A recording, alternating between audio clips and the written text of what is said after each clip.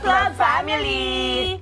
At ngayon nga, maglalaro tayo ng Valentine's Day Red Flag Challenge. So, ang gagawin natin ay ililist down natin kung ano yung pinaka... red flags na nakikita sa mga to. Okay. 7 na to. Tapos, yan. Explain lang natin. Oo. Okay.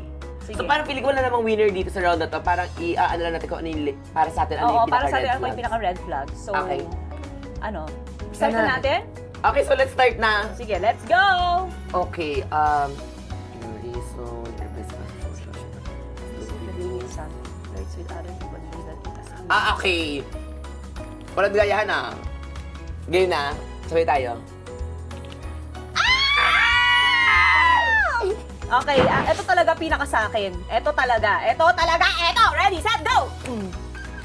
Ako, yan. Oh. Apologizes to end the argument, not fix the issue.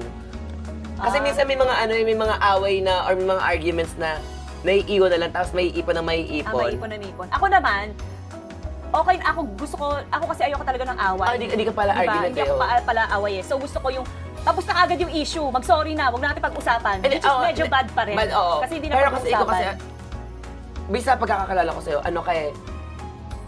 kung small things na naman yung arguments, hindi mo na para siya palakihin eh. Pares tayo sa ganun eh. Oo. Ikaw? Ayan, ako, flirts with other people and label it as being friendly. Sobrang, oh my gosh. Ay, talaga, susuntukin ko agad sa mukha.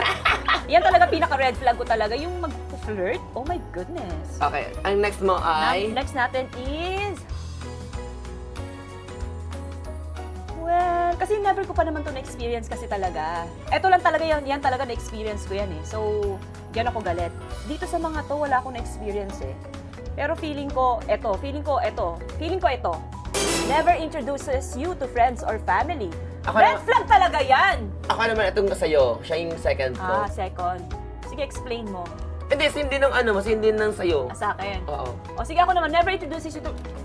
Gosh, if hindi ka in-introduce sa friends or family, magtaka ka na ha. Pero ako never ko kasi na-experience to. Palagi ko in-introduce sa friends and family.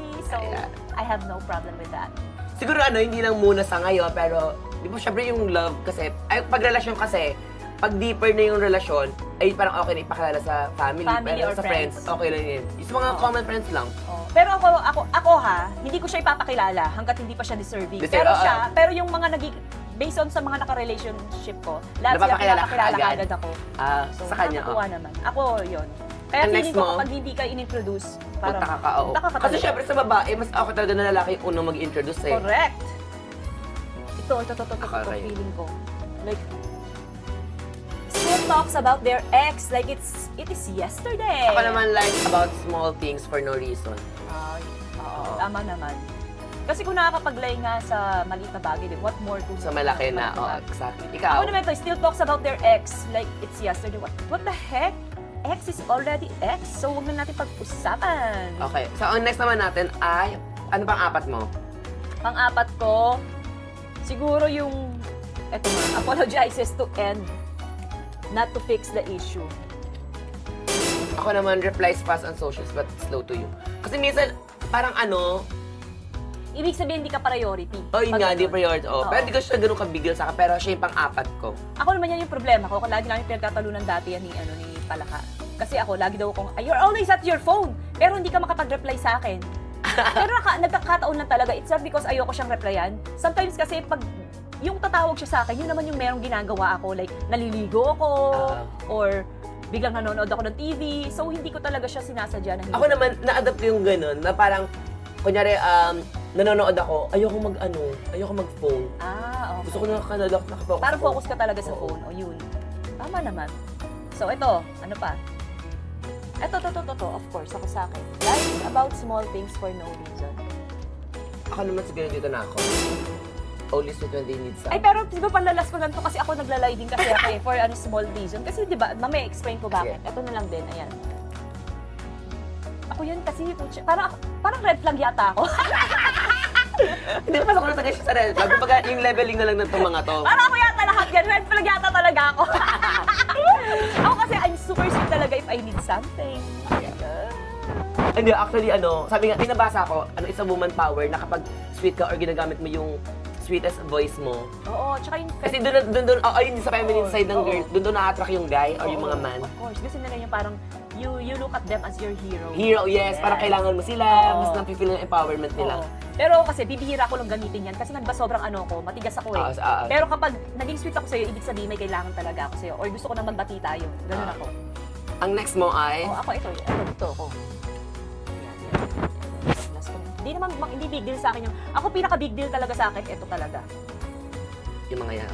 Ako naman, ito, still talks about your ex like it is yesterday. Para sa akin, minsan tinatanong ko nga sila, ano tawagan niyo dati? Yung mga Ay, ganun. oo, ako din minsan. Tsaka gusto ko malaman kung ano yung tsura niya. Kasi kung pangit, ibig sabihin, nasalaitin ko. Ako naman, ito lang siya.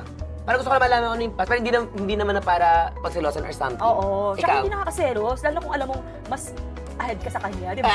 Ayun. Ako ito, pinaka-last ko to. Lies about small things for no. Ako kasi pinaka-last ko yan. Kasi bakit? Kasi may pagkasinungaling talaga ako. Hindi, white lies. White For lies. me kasi, just to, alam mo yun, parang hindi na kayo mag-argue. If it's small things lang naman. Kasi everybody commit Lies, naman eh. White lies naman, di ba? Sometimes ginagawa mo siya para to cover yung to protect someone. Or para hindi na kayo mag-away. Pwede na lumaki. Para hindi na lumaki. Kasi kung hindi naman siya big issue, like ako, I will lie kung alam ko namang I didn't cheat. I did not have sex with someone. Para sa akin, yung mga small things na okay pa sa akin yan. Kaya kong ano yun. Oo nga, I mean, like, pag small things talaga din. Diba? Ako naman, never introduce it to friends or family. Last ko Ang siya last kasi, niya mo yan? oo, kasi parang ayoko din mama. Ayaw Di ba minsan kapag may mga kasama ko, ayoko kayong nakikita. Natakalandian ko. Hindi siguro kasi kung hindi serious. Kung serious naman, like dati si Salve, pinakilala mo sa amin, di ba? Pag serious, like ako si JJ, di ba? Serious kasi, if it's not even serious, why would you even introduce it to your family or friends? Di ba? Ako sa mga friends ko, nag-introduce ako ng mga kalandian ko. Ayun, oo, pampaano lang, di ba? Pampakilig lang. Oo, di ba? Kaya naman, yan ang ating 7 list ng mga red flags ngayong Valentine's Day. Oo, kayo ba? Ano ba ang inyong mga list ng red flags? Mag-comment na kayo dyan. Correct. Para mabasa natin. Corrected by, divided by. And that's it for our Valentine Red Flags Challenge! Bye guys! This is Melissa Enriquez. And this is R. Rodriguez. Again, Happy Valentine's Day, everyone! Happy birthday, Melissa! Malandi! Ano, Feb 12. Ayan.